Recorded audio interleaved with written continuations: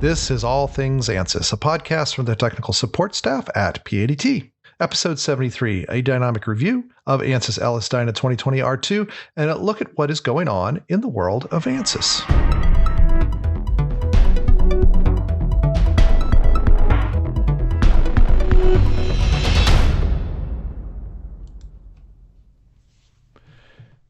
Greetings, listeners. I'm Eric Miller, one of the owners at PADT and your host for this podcast.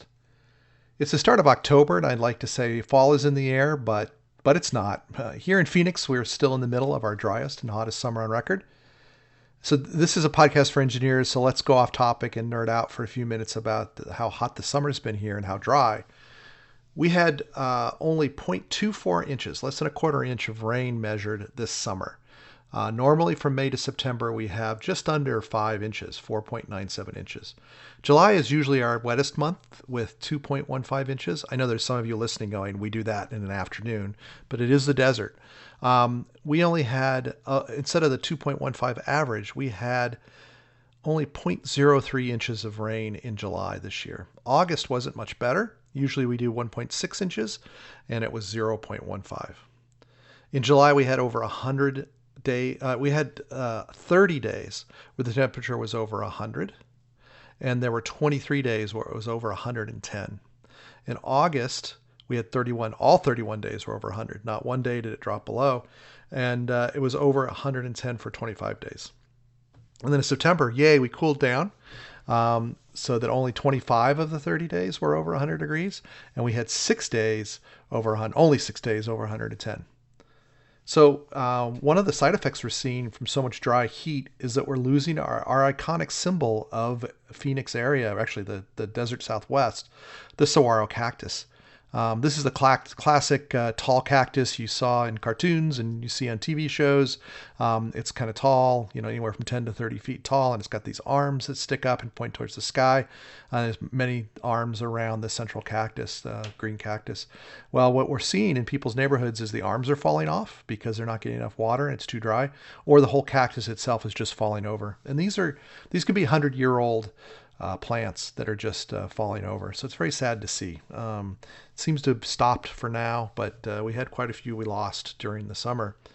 Of course, this is nothing like the fires on the West Coast, not even close, or the wind and flooding from the hurricanes that people have seen this year. Overall, we're very lucky to avoid these kind of extreme events, and it's actually one of the reasons why many of us choose to live here in the desert with all the heat.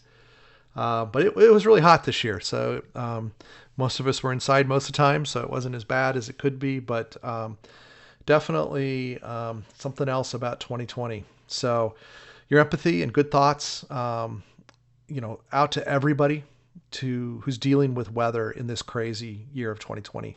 Ours is relatively mild, just too hot and too dry. Other people are dealing with losing their homes and serious damage and injury. So just take a few seconds before we get into the world of Ansys and send our good thoughts and empathy out to those folks. And let's hope this last 3 months of the year goes better. So back to our podcast. Do make sure you subscribe through whatever podcasting tool you use. Also, we'd like to improve the podcast. We're coming up on our 75th episode, and I thought I'd send out a survey. So if you could go to www.padtinc.com/pod survey, PODSURVEY, that's pod survey. Just fill it out. It's very simple. There's 2 questions. You kind of rate the different kinds of topics that we cover, and let us know what your feedback is. If you take 5 minutes to do it, it can really help us improve the podcast. So again, that's www.padtinc.com/pod survey. So for today's interview, you're gonna get to listen to me gush over LS-DYNA again.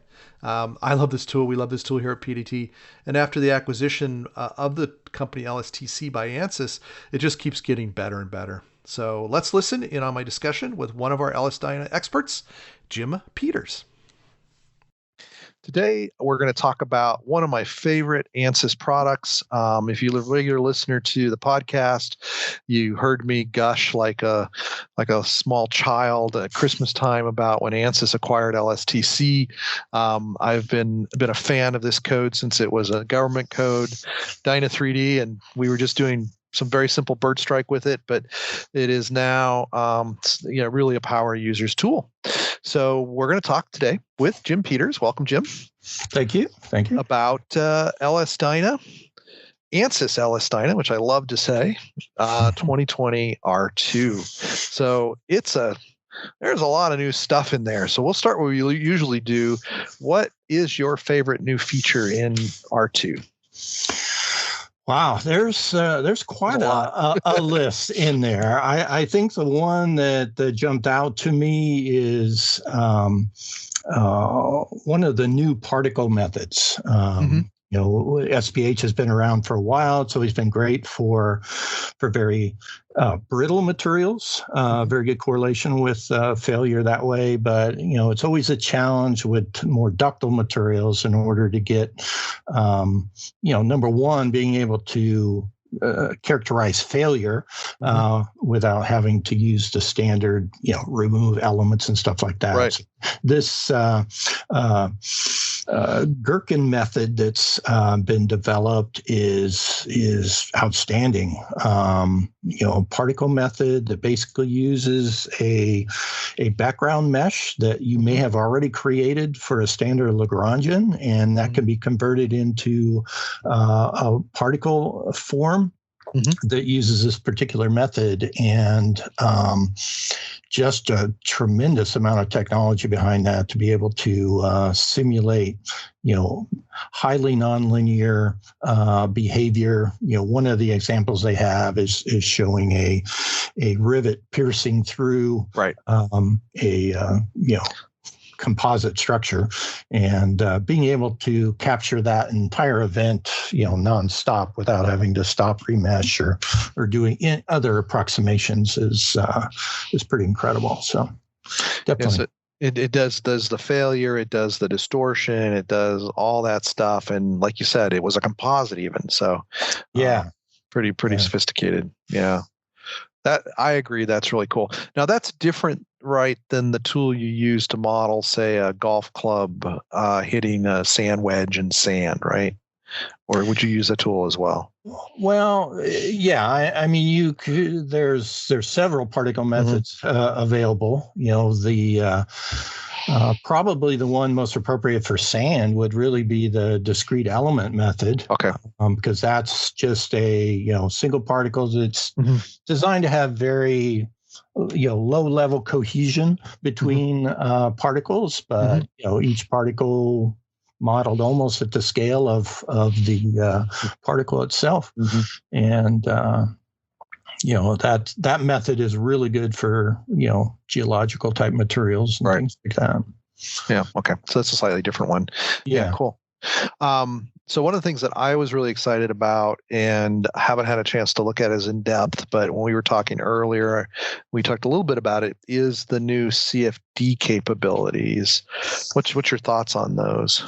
Yeah, that's certainly been the tremendous addition, because there's two forms of that CFD.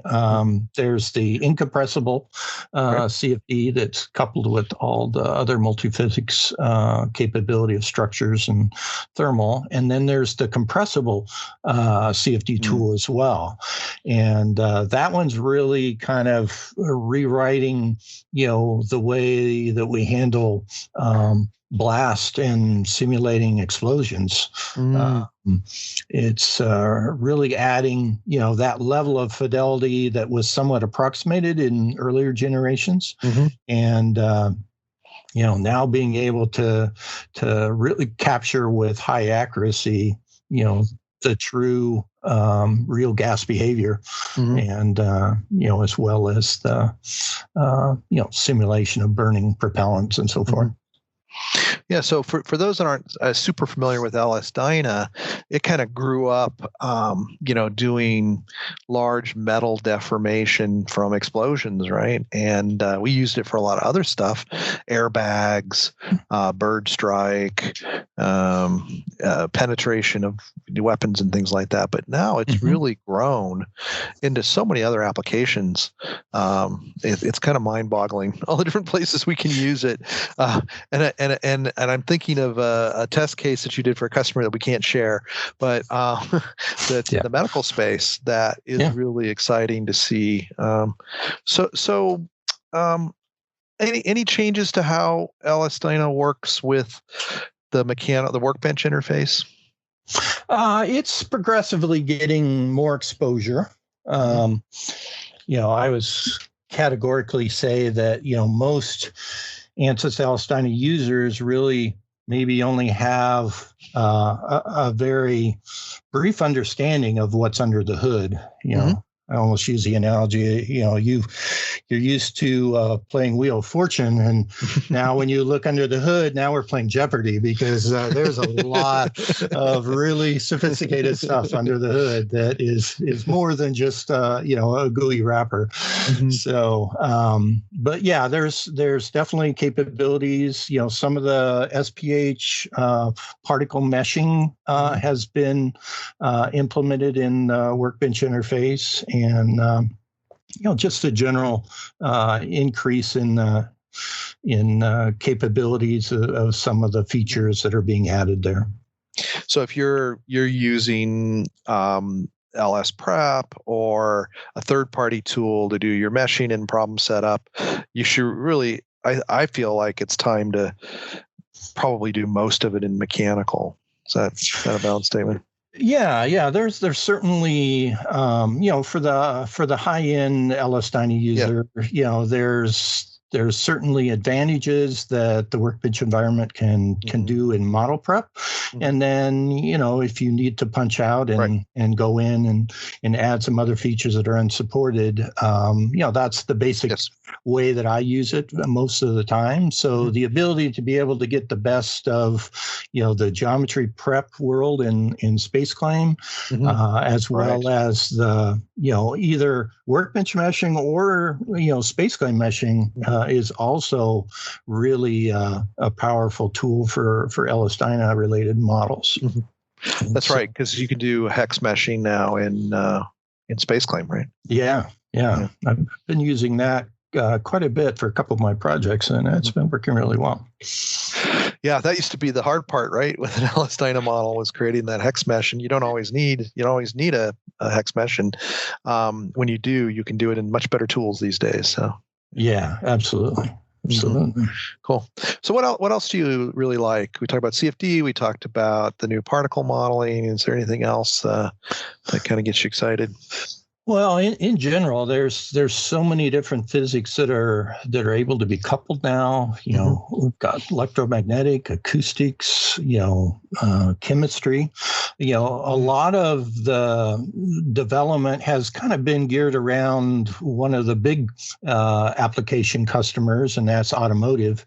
Right. And with the electrification emphasis on automotive, there's been a lot of capability added, and that's part of the new capability being introduced in version 12 of LS-DYNA, and that's coupling some electrochemistry with battery models to be able to evaluate short potential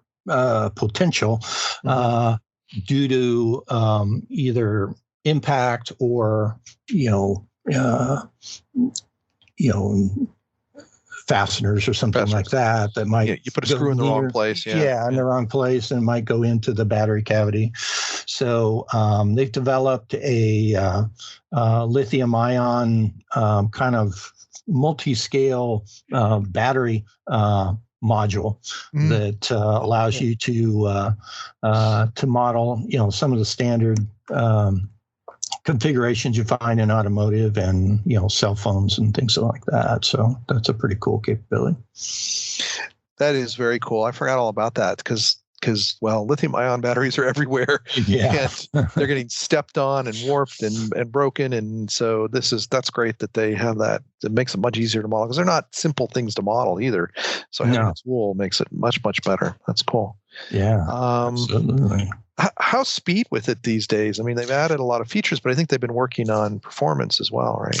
Oh yeah, absolutely. The the distributed processor has been just continues to improve its scalability and being able to solve faster, and even on the SMP solver itself just continues to increase in speed, and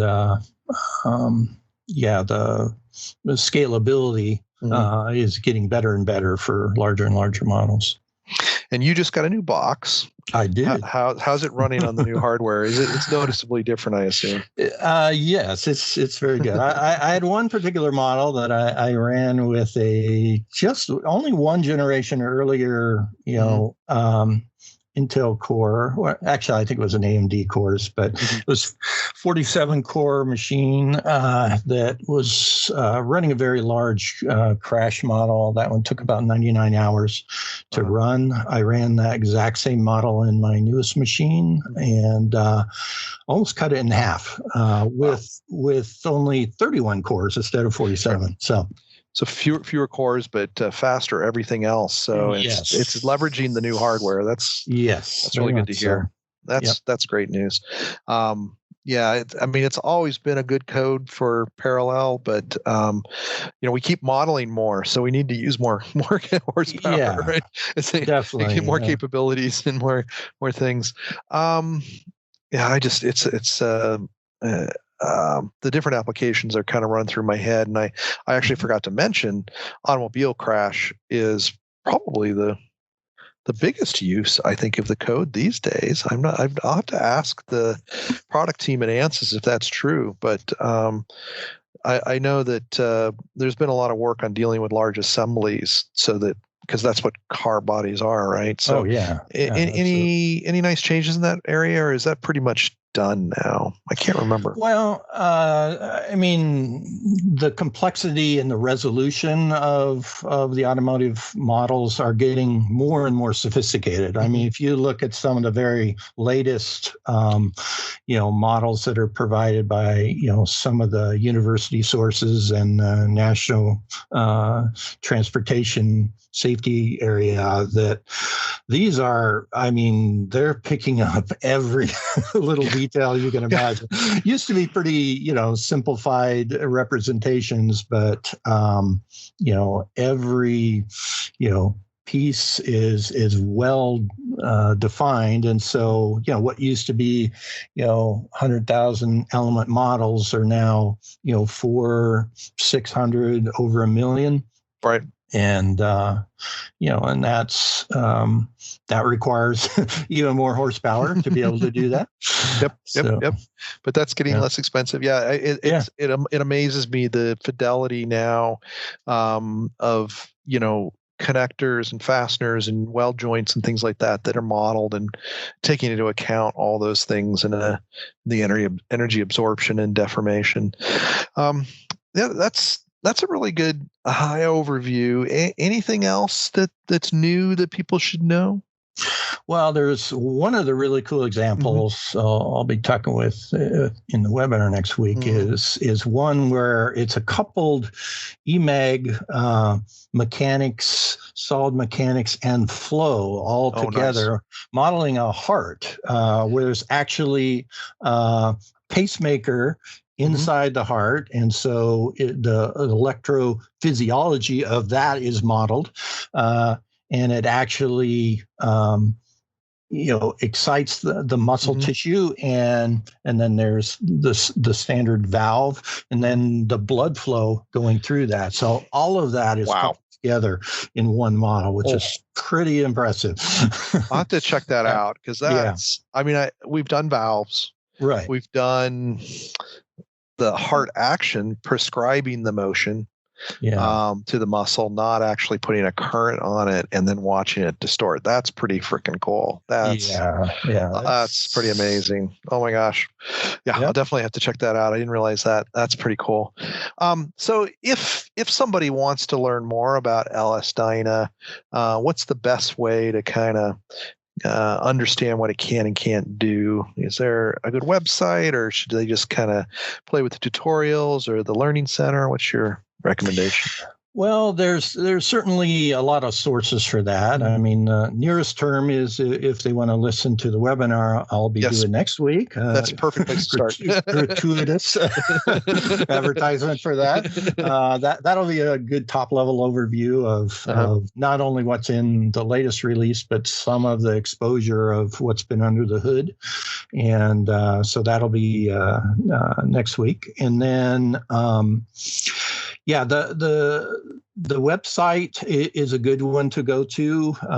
What was formerly the LSTC.com has now has an Ansys header page on there, and so it takes you a little bit more top level in terms of the capabilities. But there's a lot of really good examples for the hardcore user. Just Googling LS-DYNA examples, and there'll be a lot of formatted specifically all .k style features. There's some tremendous resources just in the public domain that way. Yeah.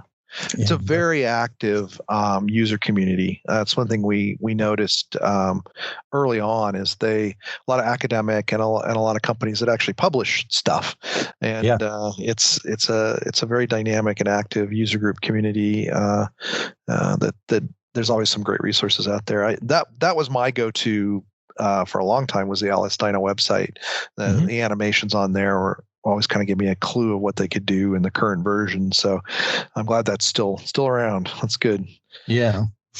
Yeah, and certainly there'll be more, official marketing coming from Ansys to expose that capability under the hood, obviously. So certainly be some more probably industry-directed, presentations and so forth that will be highlighting specific capabilities.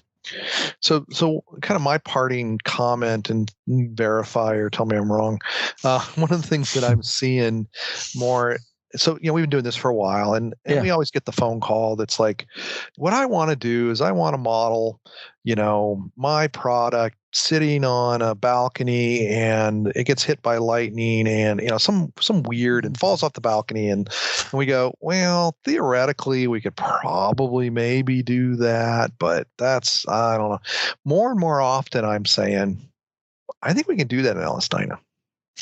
Yeah, I mean, certainly there's a timescale issue for practicality. That's probably a bad example. The lightning storm is probably a bad example. But it is a quick event. As long as you only care for a little bit of it, that's good. But there's like I say, so many physics that are available, and the ability to be able to couple those together. Just even talking more capabilities of simulating welding and grinding and things like that. Applications that in the past you'd say were theoretically possible, but not maybe practical. I think that realm of practicality is becoming much more real for very complex physics problems now. So certainly. In fact, one of the examples that I think I saw in the current release is a gear sloshing one. Is that true? Sloshing of different fluids and so forth. And fluids could be either in the particle form or in an ALE form or in the full CFD form. That's one of those things that people would always come to us and say, I got this gearbox and I want to know, where's the oil going? And we would go, well, that'll cost you a lot, but we could probably predict that. But now it seems like we've got a set of tools where we can get pretty dang close on those kind of problems. So that's kind of been an exciting thing. Yeah, definitely. I love it. I love it. Yeah. So definitely sign up for the webinar, and after the interview, I'll give the information on how to do that on Bright Talk. There's like a lot of things we talk about on the podcast. A video is, if a picture's worth 1,000 words, a video is worth 1,000,000. There's some really cool animations, if I remember correctly, Yes. in the new release. And any parting comments for existing or future LS-DYNA users? Well, like I've been using this code for over 30 years now. So yeah, I'm old. But so much is evolving and so much is new. It's a very vibrant, dynamic code, no pun intended. And so I'm constantly learning all the time as well. So, it's one of those that, don't be discouraged that it seems really complicated, because, there's a lot of features that even seasoned ones are learning at the same time. So Exactly. Don't be afraid of it. And just realize that there's some incredible development being done, and some, incredible problems that we may not have thought possible to be able to do, or are certainly becoming practical now. So just a real exciting time. If you do get frustrated or think it's too steep of a mountain to climb, Jim is available for hire. So reach out to PADT.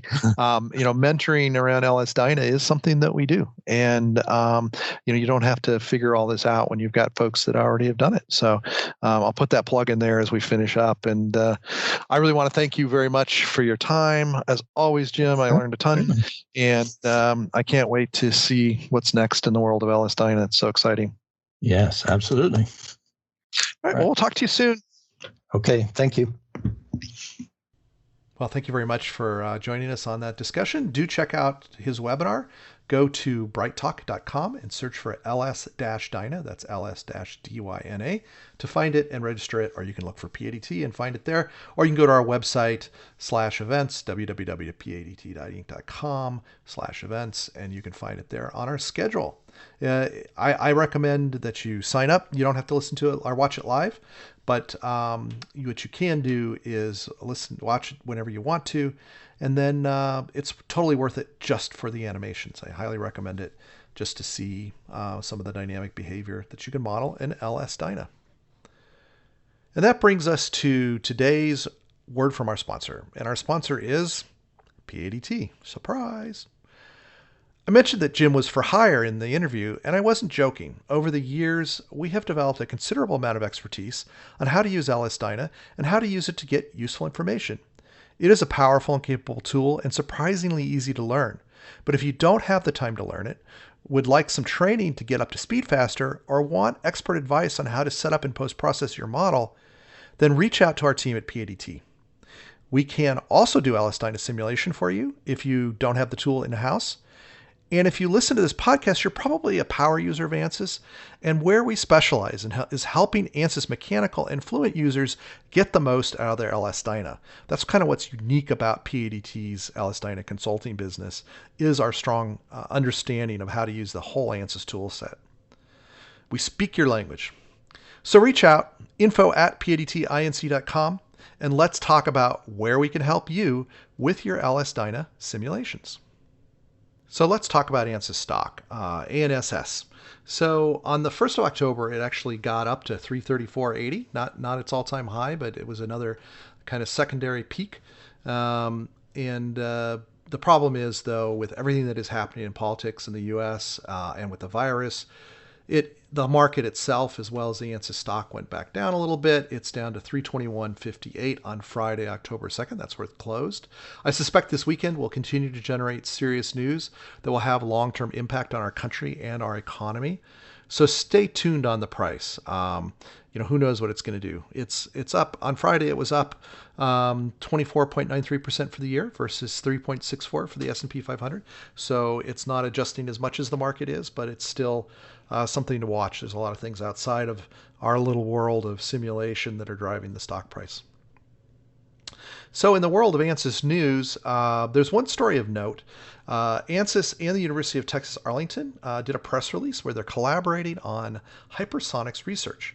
So UT Arlington will be using Fluent and their really cool hypersonic wind tunnel to model next generation hypersonic vehicles for the US government. And they will also be verifying the Ansys workflow because now they've got simulation and they've got test data and they can correlate it and we can make improvements to the code. Hypersonics was an area of fluid simulation that Ansys really left to specialty codes, some other specialty competitors. But now with the new developments and these kind of validation partnerships, they're growing and they're becoming the leader in this very important area. So if you're using another code to do hypersonics or you're looking to do hypersonics like a lot of people are getting into, definitely check out the Fluent code and definitely check out this press release that's on the Ansys News website. I don't have any Ansys blogs to point out worth reading. It seems like the Ansys website is actually down. It's Saturday afternoon. They're probably doing maintenance on it. So we'll have twice as many good blogs to talk about in the next podcast. Speaking of blogs being down, ours was down for quite some time. I think I mentioned that in the podcast. And thanks to the a shout out to our IT manager and Mr. Persistent himself, David Mestel, for not giving up and finally getting what is really legacy content. If you've ever been to our blog, you know that it's over 15 years worth of content. It was we were using an older version of software and we got some newer software installed and nothing was working. It was really frustrating. He's got it working on a new machine. It's faster. It's we probably need to, now that we've got a new tool, we can clear up the formatting a little bit, but the blog is back. Big shout out to David for doing that. We got 3 posts because we had a little bit of a backup there. They're all around the high frequency electromagnetics world, or actually the electromagnetics simulation world. The first is that Microsoft's not been having a good couple of weeks. So before Teams and Office 365 went down this week, the previous week they did a patch that caused a lot of programs, engineering programs like Ansys's electronics desktop product to crash. And we have an article out there called Windows Update KB4571756 triggers error 32212271010 for Ansys Electronics products. We put those numbers in there so search engines would find them. It's a step-by-step how you need to go in and change a couple parameters in the operating system in order to work around that bug that came out with the Windows Update a couple weeks ago. So do check that out if you've been struggling with that. Next, Alexander Gavarov did a really cool article that really kind of explores a new product to the Ansys family called SPI Sim. It stands for Signal, Power, Integrity, and Simulation. And it focuses on system level and on chip level system integrity and power integrity. To model it, simulate it, and analyze it. The tool presents a variety of different features which are in a whole bunch of different modules. So what the article really does is go through those modules and explain what each of them does. So if you do signal integrity or power integrity, this is another tool in your toolbox. Do check out the article from Alexander. And then lastly, some of you know that work in our high frequency area that Seema left us to join a startup, and we wish her all the luck in the world. And when she left, she was halfway through a 2-part post on modeling antenna arrays, and we got the final version of that up and running on the blog. So it's called Efficient and Accurate Simulation of Antenna Arrays in Ansys HFSS Part 2. And we thank her for helping us get that up so that people will have that as a resource if they're modeling antenna arrays. Event-wise, we've got 2 webinars. We've got, of course, the Ansys LS-DYNA update for Ansys 2020 R2, and that's, as always, on Bright Talk, and that's going to be on the 7th of October from 11 to 12 Phoenix and Pacific time. And the second one for the month of October is going to be on design and digital engineering updates in Ansys 2020 R2. And that's going to be from 11 to 12 as well, but on October 21st. So you can go to Bright Talk to find that information, or you can go to www.padtinc.com/events. And speaking of /events, we've got some other events to talk about in the PADT world. First off is one of my favorite events of the year that will be virtual this year, the Arizona Technology Council Southern Arizona Tech and Business Expo.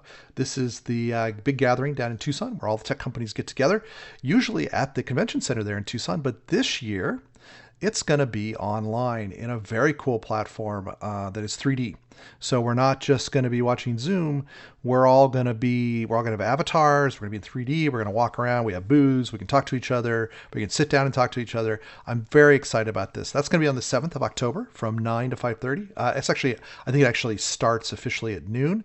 The 9 is to get ready and get your avatar going and wander around the virtual world. So if you're in Arizona, I highly recommend that you sign up for that event. It's not very expensive, and it's a chance for you to explore some of these virtual tools. The next one is the Ansys, this is the Ansys podcast, but this is in Arizona, Tech Business Networking event. This will be our 7th version of this that PADT sponsors and hosts, and that's going to be on the 8th. So we look forward to that. It'll be on Zoom. So if you're in Arizona and you're part of tech and you want to take part of that event, please do so. And then on the same day, it's going to be a very busy day on the 8th. That's on October 8th. During the day on the 8th, we're going to be doing a New Mexico Tech Council additive manufacturing update. And we're going to talk about COVID collaboration case studies. So some folks from the New Mexico community talking about how they use 3D printing to deal with the COVID-19 crisis. And that's going to be at 3 p.m. Mountain Daylight Time, which is 2 o'clock Phoenix and Pacific. And then on the 15th of October, we've got the 2020 Virtual CEO Leadership Retreat. So this is also a Tech Council event where leaders from the community get together and we learn and we talk. And we're going to be networking virtually. And I already talked about the last event for October is going to be on the 21st, which is that webinar on design and digital engineering updates in Ansys 2020. Just a quick shout out to prepare for November. We've got the big gala celebration for the Arizona tech community called the Governor's Celebration of Innovation Awards. That's going to be on November 4th. Also on November 4th is the New Mexico Experience IT Conference. And that is their tech conference. It's going to be from 9 to 1, whereas the Governor's Celebration Information is before to 7:30. So I get to do New Mexico Tech Council and then Arizona Tech Council. So if you're part of either of those communities, please do join. The New Mexico Experience IT Conference does go on a second day on the 5th. And then we finish up November with the 8th Annual Aerospace, Aviation, Defense, and Manufacturing Conference with the Arizona Technology Council, again on November 12th. So that's all I've got on the calendar for now. And with events, that pretty much wraps it up. So I'm going to say thank you very much for listening to our podcast once again. Please don't forget to take that survey, www.padtinc.com/pod survey, and let us know your thoughts on how we can make the podcast better, what you like, what you don't like. Spread the word, subscribe to the podcast, let people know about it. And as always, don't hesitate to reach out. And we will talk to you the next time we do this podcast.